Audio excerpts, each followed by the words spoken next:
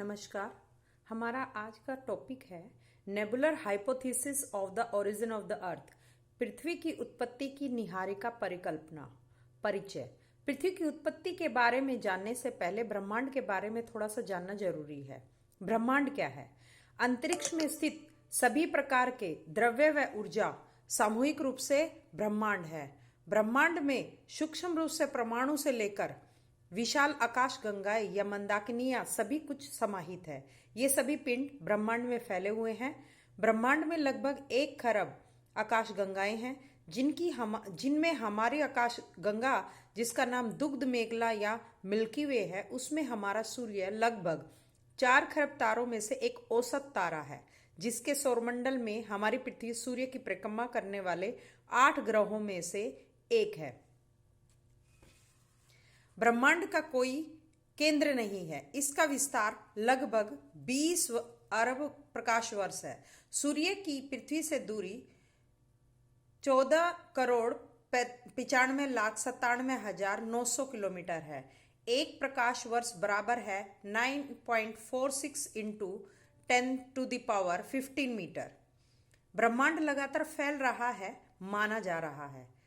पृथ्वी की उत्पत्ति के संबंध में सर्वप्रथम तर्कपूर्ण परिकल्पना का प्रतिपादन फ्रांसीसी वैज्ञानिक कास्ते द बफन ने 1749 ईस्वी में किया था। इन वैज्ञानिक संकल्पनाओं के 2 वर्ग हैं, एक अद्वैतवादी, दूसरा द्वैतवादी। अद्वैतवादी इसके अनुसार ग्रहों तथा पृथ्वी की उत्पत्ति केवल एक ही वस्तु यानी तारा से हुई है। इसमें कांट व लाप्लेस की संकल्पनाएं आती हैं। दूसरी है द्वैतवादी। इसके अनुसार ग्रहों तथा पृथ्वी की उत्पत्ति 2 तारों के संयोग से हुई है। इसमें चैम्बरलेन, जेम्स जीन्स, रसेल आदि की संकल्पनाएं प्रमुख है। पृथ्वी की उत्पत्ति से संबंधित लाप्लेस की निहारिका परिकल्पना के बारे में अब जानेंगे। फ्रांस के विद्वान लाप्लेस ने 1796 में पृथ्वी की उत्पत्ति से संबंधित निहारिका परिकल्पना अपनी प्रसिद्ध पुस्तक exposition of the world system में प्रस्तुत की। उसने कांट की परिकल्पना के दोष दूर करने का प्रयास किया। कांट की परिकल्पना क्या है? जर्मनी के विद्वान कांट ने 1755 में वायव्य राशि परिकल्पना प्रस्तुत की थी। यह न्यूटन के गुरुत्व नियम पर आधारित थी। उसके अनुसार प्रारंभ में आद्य पदार्थ ठंडे व गतिहीन कठोर कणों के रूप में फैला हुआ था। गुरुत्वाकर्षण के समय ये आपस में टकरा गए, जिससे ऊष्मा उत्पन्न हुई। इससे कोणीय संवेग उत्पन्न हो गया और घूमने लगे। इस प्रकार मूल रूप से एक ठंडा व गतिहीन पदार्थ कालांतर में बड़ा और उष्ण निहारिका बन गया। यह अपनी धुरी पर घूर्णन करने लगा और घूर्णन की गति बढ़ती गई। घूर्णन में वृद्धि होने से अपकेंद्रीय शक्ति इतनी अधिक हो गई कि विषुवतीय भाग में पदार्थ के छल्ले उत्पन्न हो गए। प्रत्येक छल्ला ठंडा होकर संगठित हो गया और ग्रह का रूप धारण कर गया। पृथ्वी भी छल्ले से बना हुआ एक ग्रह है। ग्रहों से भी छल्ले अलग हुए जो उपग्रह बन गए।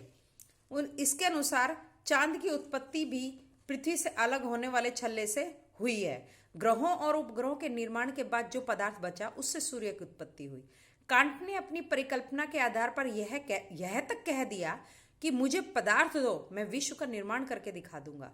लाप्लेस को कांट की इस परिकल्पना ने काफी प्रभावित किया और उसने कांट की परिकल्पना के दोष दूर करने के लिए अपनी निहारिका परिकल्पना प्रस्तुत की। उसने माना कि प्रारंभ में पदार्थ ठंडे कणों के रूप में नहीं था, बल्कि अंतरिक्ष में एक उष्ण एवं गैसीय निहारिका थी। निहारिका का व्यास वर्तमान सौरमंडल के व्यास के बराबर था। यह अपनी धुरी पर तीव्र गति से घूम रही थी। कालांतर में यह निहारिका ठंडी होकर सिकुड़ने लगी। गति विज्ञान के नियमानुसार सिकुड़ती हुई पृथ्वी की घूर्णन गति में वृद्धि होती है। घूर्णन बढ़ने से अपकेंद्रीय बल में वृद्धि हुई। जब अपकेंद्रीय बल बढ़ते बढ़ते गुरुत्वाकर्षण बल के बराबर हो गया, तो निहारिका की विषुवत रेखा का कुछ भाग पदार्थ एक छल्ले के रूप में अलग होकर भार विहीन हो गया। निहारिका के और अधिक ठंडा होने तथा अपकेंद्रीय बल में वृद्धि होने के कारण छल्ला इस निहारिका से दूर चला गया और बाद में अनेक छल्लों में विभाजित हो गया। बाद में ये छल्ले ठंडे होकर ग्रहों और उपग्रहों के रूप में विकसित हो गए। निहारिका का अवशिष्ट भाग हमारा वर्तमान सूर्य है। लाप्लेस की विवेचना को हम निम्न प्रकार से 5 बिंदुओं के अंतर्गत रख सकते हैं। नंबर 1, लाप्लेक्स के अनुसार ग्रहों का अपना अक्ष तथा सूर्य के इर्द गिर्द अपने कक्ष पर घूमना स्पष्ट रूप से समझा जा सकता है। 2. सौरमंडल के सभी ग्रह लगभग एक ही तल में गति करते हैं। लाप्लेस ने स्पष्ट किया कि सभी ग्रह एक ही छल्ले से बने हैं, इसी वजह से वे एक ही तल में गति करते हैं। 3. उसके अनुसार पृथ्वी की उत्पत्ति गैस पुंज के छल्ले के ठंडे होने से हुई, जो बाद में ठंडी हो गई। पृथ्वी के ऊपरी ठंडे भाग और अंदर के गर्म तापमान से यह बात पूर्णतः स्पष्ट होती है। 4. सौरमंडल के सभी तत्वों की रचना एक जैसे तत्वों से हुई है। 5. अंतरिक्ष में कई निहारिकाओं की उपस्थिति भी उसकी परिकल्पना को प्रमाणित करती है। आपत्तियां। नंबर 1, लाप्लेस की परिकल्पना के अनुसार ग्रहों का आकार सूर्य से दूरी के हिसाब से क्रमानुसार होना चाहिए, लेकिन वास्तविकता में ऐसा नहीं है। 2, गैस अणुगति सिद्धांत के अनुसार गैस के छल्लों द्वारा घनीभूत होकर ग्रह का रूप धारण करना संभव नहीं है, जो कि लाप्लेस ने स्पष्ट ही नहीं किया है। 3, लाप्लेस के अनुसार सूर्य निहारिका का शेष भाग है, तब तो एक छल्ला सूर्य से और भी अलग होने वाला होना चाहिए, जो कि दिखाई ही नहीं देता। 4, वरुण और शनि के कुछ उपग्रह विपरीत दिशा में गति करते हैं, जो कि लाप्लेस के नियमानुसार नहीं है। 5, सूर्य की आयु 4 से 5 अरब वर्ष तक मानी गई है। यदि आद्य निहारिका को सारे सौरमंडल तक फैली हुई माने तो इतनी कम अवधि में निहारिका का आयतन वर्तमान सूर्य के बराबर होना चाहिए, जो कि असंभव है।